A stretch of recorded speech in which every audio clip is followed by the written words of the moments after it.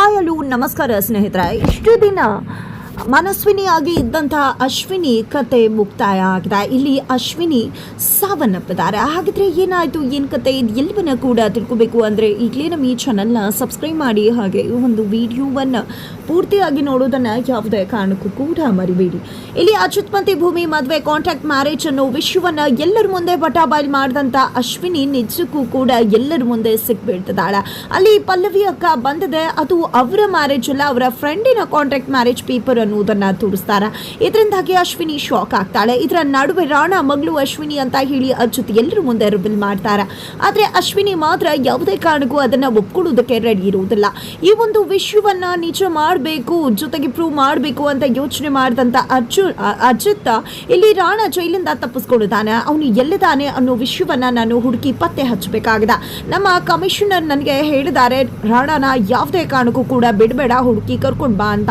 ನನಗೆ ಅವನು ಎಲ್ಲಿದ್ದಾನೆ ಅಂತ ಗೊತ್ತಿದೆ, ಈಗಲೇ ಹೋಗಿ ಅವನ ಕಥೆಯನ್ನೇ ಮುಗಿಸ್ತೀನಿ ಎನ್ಕೌಂಟರ್ ಹೆಸರಲ್ಲಿ ಅಂತ ಹೇಳಿ ಅಚ್ಯುತ್ ಹೇಳಿದಾಗ ಈ ಕಡೆ ಅಪ್ಪಂಗೇನಾದರೂ ಆಗ್ಬಿಡುತ್ತೆ ಅನ್ನೋ ಭಯದಲ್ಲಿ ಇಲ್ಲಿ ಅಶ್ವಿನಿ ಬಂದಿದೆ. ಪ್ಲೀಸ್ ಅಜಿತ್, ಅಪ್ಪಂಗೆ ಏನು ಮಾಡಬೇಡ ಅಂತ ಹೇಳಿ ಹೇಳ್ಬಿಡ್ತಾರೆ. ಈ ಕಡೆ ಅಚ್ಯುತ್ ನಗೋಕ್ ಶುರು ಮಾಡಿದ್ರೆ ಆ ಕಡೆ ಶ್ರವಣ್ ಎದೆ ಇಟ್ಕೊಂಡು ಬಿಡ್ತಾರೆ. ಎಲ್ರಿಗೂ ಕೂಡ ಆಘಾತವಾಗುತ್ತೆ. ಕೊನೆಗೂ ಅಚ್ಯುತ್ ಹೇಳಿದಂತ ವಿಷಯ ಸತ್ಯವಾಗಿದೆ ಅನ್ನೋದು ಎಲ್ರಿಗೂ ಕೂಡ ಗೊತ್ತಾಗುತ್ತೆ. ಈ ಕಡೆ ಅಶ್ವಿನಿ ತಾನು ಬ್ಲಾಕ್ ಆದೆ ಅನ್ನೋ ವಿಷಯ ಗೊತ್ತಾಗಿದೆ, ತಡ ತಬ್ಬಾಗ್ತಿದ್ದಾಳೆ. ಕೊನೆಗೂ ನಿನ್ನ ಅಪ್ಪಂಗೆ ಏನು ಆಗತ್ತೆ ಅಂತ ಹೇಳ್ತಿದ್ದಾಗೆ ಒಳಗಡೆ ಇರ್ತಕ್ಕಂಥ ಮಗಳು ಎಚ್ಚೆತ್ಕೊಂಡೇ ಬಿಟ್ಲಲ್ವಾ ಅಂತ ಹೇಳಿ ಅಚ್ಯುತ್ ಹೇಳ್ತಾರೆ. ಜೊತೆಗೆ ಇಲ್ಲಿ ಹೇಳು ಅಶ್ವಿನಿ, ನಿನ್ನೆ ಯಾರು ಮನಸ್ವಿನಿಯಾಗಿ ಇಲ್ಲಿ ಕರೆಸಿದ್ದು ಅಂತ ಕೇಳ್ತಿದ್ದಾರೆ. ಆ ಕಡೆ ದಿವ್ಯಾನಿ ಬೆಚ್ಚಿ ಬೀಳ್ತಿದ್ದಾರೆ. ಈ ಕಡೆ ಮಗಳಂತೂ ಅಮ್ಮ ಸಿಕ್ಕಾಕೊಂಡ್ರೆ ಏನಪ್ಪ ಮಾಡುದು ಅಂತ ಹೇಳಿ ಆಕೆ ಕೂಡ ತಡಬಡಾಯಿಸ್ತಿದ್ದಾಳೆ ಅಂಚು. ಈ ಕಡೆ ಅಶ್ವಿನಿ ಪ್ರಶ್ನೆ ಮಾಡ್ತಿರ್ತಕ್ಕಂಥ ಅಚ್ಯುತ್, ನಿನ್ನನ್ನಂತೂ ಸತ್ಯ ಬಾಯ್ ಬಿಡಿಸದೆ ಬಿಡುವುದಿಲ್ಲ ಅಶ್ವಿನಿ, ನೀನು ಮನಸ್ವಿನಿಯಾಗಿ ಇಲ್ಲಿಗೆ ಯಾಕೆ ಬಂದೆ, ಏನು ಉದ್ದೇಶ ಆಯ್ತು, ನಿನ್ಗೆ ಮನಸ್ವಿನಿ ಬಗ್ಗೆ ಏನ್ ಗೊತ್ತಿದೆ, ಯಾರು ನಿನ್ನನ್ನ ಮನಸ್ವಿನಿಯಾಗಿ ಇಲ್ಲಿ ಕರ್ಸಿದ್ದು, ಅಥವಾ ನೀನೇ ಬಂದ್ಯಾ, ಮನಸ್ವಿನಿ ಕತೆ ಮುಗಿಸಿ ಇಲ್ಲಿಗೆ ಬಂದ್ಯಾ, ಅಥವಾ ಮನಸ್ವಿನಿ ಎಲ್ಲಿದ್ದಾಳೆ ಅಂತ ಗೊತ್ತಿಲ್ಲದೇನೆ ಆಕೆಯ ಪಾತ್ರ ವಹಿಸ್ಕೊಂಡು ಇಲ್ಲಿಗೆ ಬಂದ್ಯಾ ಅಂತೆಲ್ಲ ಹೇಳಿ ಅಶ್ವಿನಿ ಪ್ರಶ್ನೆ ಮಾಡ್ತಿದ್ದಾರೆ ಅಚ್ಯುತ್. ಅಷ್ಟರಲ್ಲಿ ಇಲ್ಲಿ ಆಘಾತಕ್ಕೆ ಒಳಗಾದಂತ ಶ್ರವಣ್ ಹಾಗೆ ಕುಸಿದು ಹೋಗ್ತಾರೆ. ಇನ್ನೇನು ಅಶ್ವಿನಿ ಸತ್ಯ ಬಾಯ್ ಬಿಡಬೇಕಿತ್ತು, ಅಷ್ಟರಲ್ಲಿ ಇಲ್ಲಿ ಶ್ರವಣ್ ಅವ್ರಿಗೆ ಆಘಾತವಾಗುತ್ತೆ. ಎದೆ ಹಿಡ್ಕೊಂಡೆ ಕುಸಿದು ಬೀಳ್ತಿದ್ದಾಗ ಈ ಕಡೆ ಅಚ್ಯುತ್ ಎಲ್ಲರೂ ಕೂಡ ಗಾಬರಿ ಆಗ್ತಾರೆ. ಬಟ್ ಇದೇ ಒಂದು ಸಮಯದಲ್ಲಿ ಇಲ್ಲಿ ದೇವ್ಯಾನಿ ಅಶ್ವಿನಿ ಹತ್ರ ಹೋಗಿದ್ದೆ, ಮೊದಲು ಇಲ್ಲಿಂದ ತಪ್ಪಿಸ್ಕೊಂಡು ಹೋಗ್ಬಿಡು, ಯಾವುದೇ ಕಾರಣಕ್ಕೂ ಇಲ್ಲಿ ಇರಬೇಡ ಅಂತ ಹೇಳಿ ಅಶ್ವಿನಿನ ಅಲ್ಲಿಂದ ಕಳಿಸ್ಬಿಡ್ತಾರೆ. ನಂತರ ಇಲ್ಲಿ ಅಚ್ಯುತ್ ಮತ್ತೆ ಸತ್ಯ ಇಬ್ರು ಕೂಡ ಅಶ್ವಿನಿನ ಚೇಸ್ ಮಾಡೋಕೆ ಹೋಗ್ತಿರ್ತಾರೆ. ಅಷ್ಟರಲ್ಲಿ ಪಲ್ಸ್ ರೇಟ್ ಕಡಿಮೆ ಆಗ್ತಿದೆ ಬ್ರೋ, ದಯವಿಟ್ಟು ಇಲ್ಲಿ ಮಾವನ್ನ ನಾವು ಮೊದಲು ಹಾಸ್ಪಿಟಲೈಸ್ ಮಾಡಬೇಕು ಅಂತ ಹೇಳಿ ನಚ್ಚಿ ಹೇಳ್ತಾರೆ. ಹಾಗಾಗಿ ಸತ್ಯ ಮತ್ತೆ ಅಚ್ಯುತ್ ಇಬ್ರು ಕೂಡ ವಾಪಸ್ ಆಗ್ತಾರೆ. ಈ ಕಡೆ ಐಸಿಯುಗೆ ಕರ್ಕೊಂಡು ಹೋಗಿ ಶ್ರವಣ್ ಅವರಿಗೆ ಟ್ರೀಟ್ಮೆಂಟ್ ಕೊಡ್ತಿದ್ದಾರೆ. ಈ ಕಡೆ ಭದ್ರಂಗೆ ದೇವಿಯಾನಿ ಕಾಲ್ ಮಾಡಿದ, ನೋಡು ಅಶ್ವಿನಿ ಕಥೆಯನ್ನು ಮುಗಿಸೋ ಸಮಯ ಬಂದದ್ದಾಯ್ತು ಅಂತ ಹೇಳ್ತಾರೆ.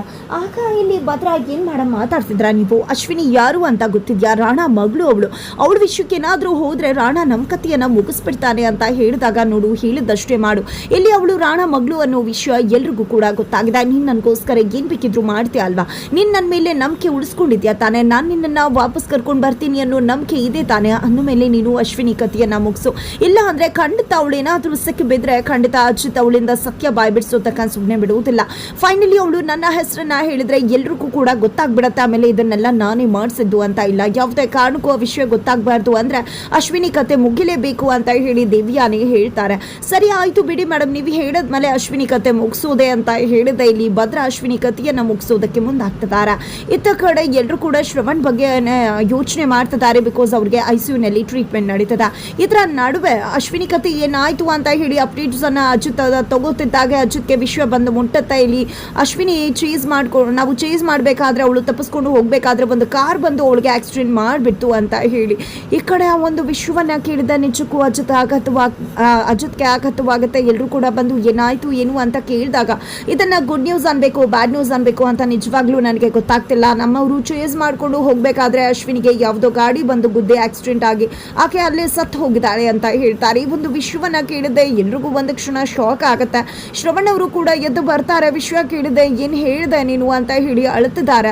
ಅದು ಮಾವ ಅವಳಿಗೆ ಆಕ್ಸಿಡೆಂಟ್ ಆಗಿ ಸತ್ತು ಹೋಗ್ಬಿಟ್ಲು ಅಂದಾಗ ನಿಜಕ್ಕೂ ಸ್ವಲ್ಪ ದಿನಗಳ ಕಾಲ ಆದರೂ ಅವಳು ನನ್ನ ಮಗಳಾಗಿ ಇದ್ಲು, ನಿಜವಾಗ್ಲೂ ನನ್ನ ಮನಸ್ಸಿಗೆ ತುಂಬಾ ನೋವು ಆಗ್ತದೆ ಅಂತ ಹೇಳಿ ಶ್ರವಣ್ ಅವರು ಹೇಳಿದಾಗ, ಬೇಜಾರು ಮಾಡ್ಕೋಬೇಡಿ, ಯಾಕೆ ಬೇಜಾರು ಅವಳು ನಮಗೆ ಮೋಸ ಮಾಡಿದ ಅವಳಿಗೆ ಕರ್ಮ ರಿಟರ್ನ್ಸ್ ಅನ್ನೋ ಹಾಗೆ ಇನ್ಸ್ಟೆಂಟ್ ಕರ್ಮ ಸಿಕ್ಕಿದೆ. ಅದಕ್ಕೆ ಯಾಕೆ ಅಳಬೇಕು, ನೀವು ಬೇಜಾರು ಮಾಡ್ಕೋಬೇಕು, ಆಗಿದ್ದೆಲ್ಲ ಒಳ್ಳೇದು ಅಂತ ಅನ್ಕೋಬೇಕು ಅಂತ ಹೇಳಿ ಎಲ್ಲರೂ ಕೂಡ ಸಮಾಧಾನ ಪಡಿಸ್ತಾರೆ. ಈ ಕಡೆ ಶ್ರವಣ್ ಅವರು ಅಳಬೇಕಾದ್ರೆ ಶಾರದವರು ಕೂಡ ಬಂದಿದ್ದೆ ತಮ್ಮ ಗಂಡನನ್ನ ಸಮಾಧಾನ ಮಾಡಲಿಕ್ಕೆ ಬರ್ತಾರೆ, ಕಣ್ಣೀರನ್ನ ಒರೆಸ್ತಾರೆ. ಅದನ್ನ ನೋಡಿದೆ ಎಲ್ರಿಗೂ ಖುಷಿ ಆಗುತ್ತೆ, ನೆನಪಾಗೋಯ್ತೇನೋ ಅಂತ. ಆದರೆ ದೇವಿಯಾನಿಗೆ ಭಯ ಶುರುವಾಗುತ್ತೆ. ಆದರೆ ಒಮ್ಮೆಲೆ ಇಲ್ಲಿ ಶಾರದಾ ಅವರನ್ನ ಮುಟ್ಟೋಕೆ ಮುಂದಾಗ್ತಿದ್ದಾಗೆ ಶ್ರವಣ್ ಅವರು ಹೆದರ್ಕೊಂಡು ಭೂಮಿ ಹಿಂದೆ ಹೋಗಿ ಔತ್ಕೊಂಡು ಬಿಡ್ತಾರೆ.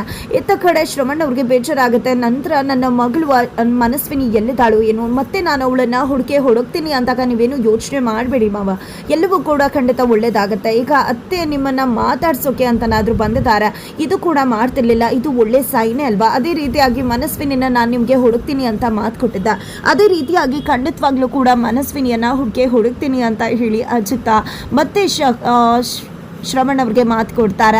ತದನಂತರ ಇಲ್ಲಿ ಎಲ್ಲರೂ ಕೂಡ ಹೋಗಬೇಕಾದ್ರೆ ಈ ಕಡೆ ಸತ್ಯ ಅವರು ಅಜಿತ್ ಮತ್ತು ಭೂಮಿಯನ್ನು ಉಳಿಸ್ಕೋತಾರೆ. ಎಲ್ಲಿ ಹೋಗ್ತಿದ್ರಾ ನೀವಿಬ್ರು ಅಂತ ಹೇಳಿ.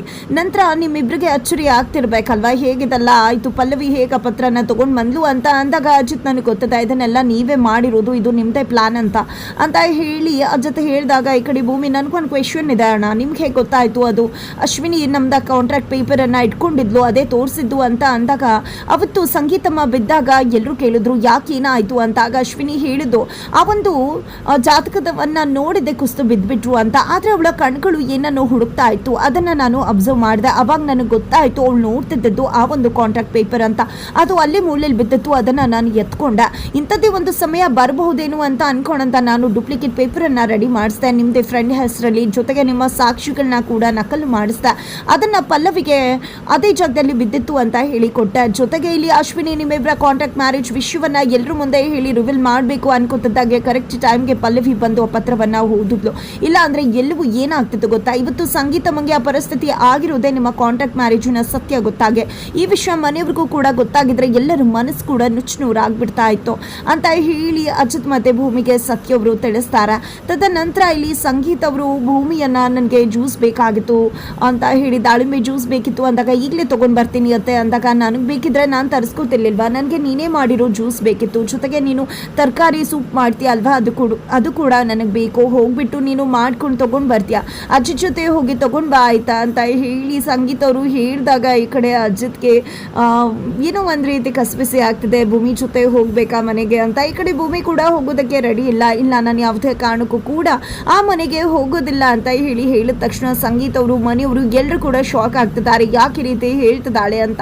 ಇತ್ತ ಕಡೆ ಅಜಿತ್ ಕೂಡ ಬೆಚ್ಚು ಬೀಳ್ತಿದ್ದಾರೆ, ಅಮ್ಮನ ಪರಿಸ್ಥಿತಿ ಹೀಗಿದೆ, ಯಾಕೆ ಭೂಮಿ ಈ ರೀತಿ ಮಾತಾಡ್ತಿದ್ದಾಳೆ ಅಂತ.